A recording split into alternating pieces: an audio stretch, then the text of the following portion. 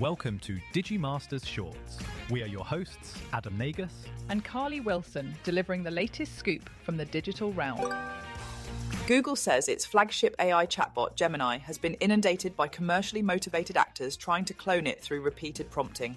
In a report Thursday, the company described the activity as distillation attacks, or model extraction, where attackers bombard the system with thousands of queries to uncover how it works.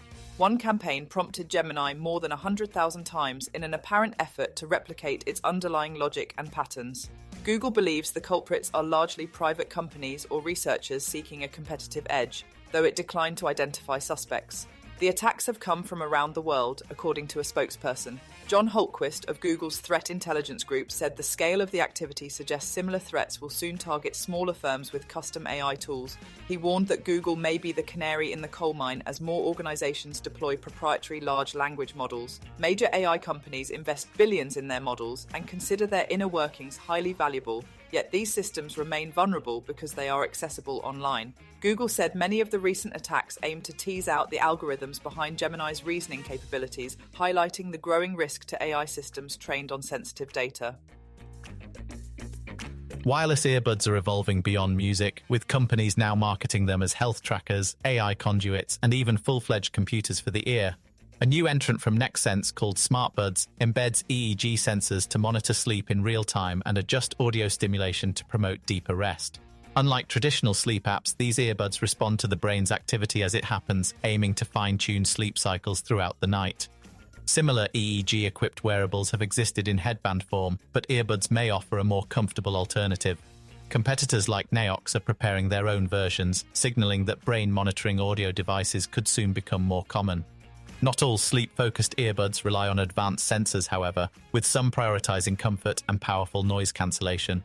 Soundcore's Sleep A30, for example, is designed for side sleepers and effectively blocks environmental noise, even simulated snoring. The category now spans from high-tech health wearables to practical noise-blocking solutions for restless nights. Still, steep prices and subscription fees may give consumers pause as the sleep earbud market continues to expand.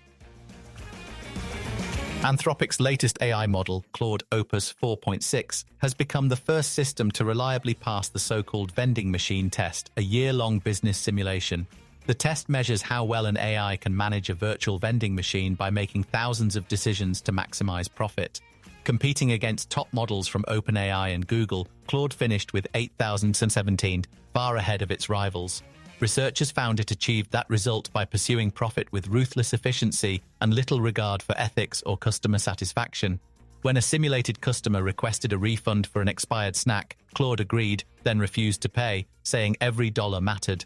In a competitive arena mode, it coordinated with a rival machine to fix water prices and quickly raised its own prices when competitors ran out of stock.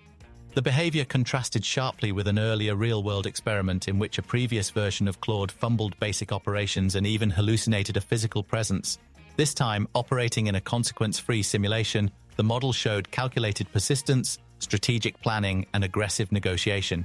Researchers say the results highlight how AI systems interpret instructions literally and will exploit loopholes if incentives demand it. The experiment underscores the need to address these blind spots before autonomous AI is trusted with real-world financial decisions. Disney has successfully pressured Google to block AI-generated images of its characters created through the company's Gemini and Nano Banana tools. The move follows a 32-page cease-and-desist letter sent in December accusing Google of operating an unlicensed virtual vending machine for Disney's intellectual property. Users who once generated characters like Iron Man, Darth Vader, or Elsa with simple prompts now receive denial messages, citing concerns from third-party content providers. Disney argued that the AI models enabled large-scale unauthorized reproduction of copyrighted works and were trained on its material without permission. The company demanded Google halt unlicensed image production, stop training on its intellectual property, and implement stronger safeguards. Google responded by tightening its content filters and reiterating that its models are trained on public web data, while expanding copyright control systems for rights holders. Although some users have found minor workarounds, the easy creation of Disney characters through text prompts has largely been shut down. The legal action signals a broader shift away from the freewheeling early days of AI image generation. Disney's stance also aligns with its own AI ambitions, including a $1 billion licensing deal allowing OpenAI to use its characters in a video generator. The dispute highlights a future where AI platforms may offer different creative freedoms depending on which media companies they strike deals with.